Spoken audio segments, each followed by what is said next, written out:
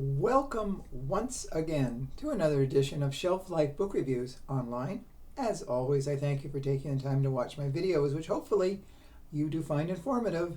And if you haven't subscribed to my channels yet, either on YouTube or Facebook, I hope you will do so and follow future book reviews because there are tons to come, trust me. The book today is a very highly recommended fiction book, and it is The Only Survivors by Miranda.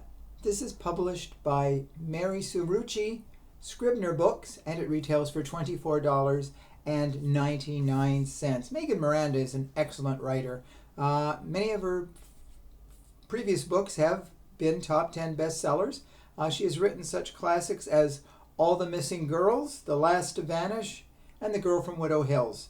So add this one, The Only Survivors, to the list of excellent works. She always has a lot of twists in her books, like psychological twists, and this book is certainly no exception. It revolves around a van accident. Two vans full of students and teachers from a high school were on a service trip, and they were coming back home. The weather was really nasty. It was rain, the road was slick, and the buses went into a Tennessee ravine. Most of the people on the buses died. There were 9 students who survived.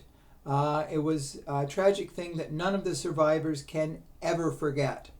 So what happened on the first anniversary of the accident, one of the surviving 9, committed suicide.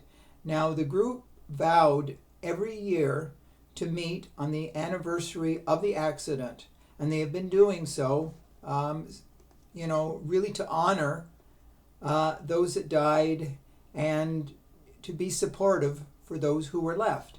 So it's up to year number 10. Now the book is narrated by Cassidy Bent. It's her point of view throughout the book, and as year 10 comes, she really wants to distance herself because she's been part of this. The memories are really hard, to take every year. So she basically removes her email from the contacts. But one person does send a text message to tell her that another of the group has committed suicide. So now the group, which was 9, is now down to 7. And more than ever, she really wants to distance herself because she wonders what's really happening. But still, they meet at the same place, and the 7 people. And there's a girl there called Amaya. And she seems very different this time out. Something is not right. And then suddenly, Amaya vanishes. So the group starts to look for her. They find her car, but they do not find her. So they wonder what really is happening with the group. It's almost like someone is playing psychological mind games with them. And soon, what became an event that they sort of looked forward to but didn't look forward to, now it almost becomes a battle for survival. And one wonders if the most recent suicide of the second person to commit suicide really was that, or is something else at play?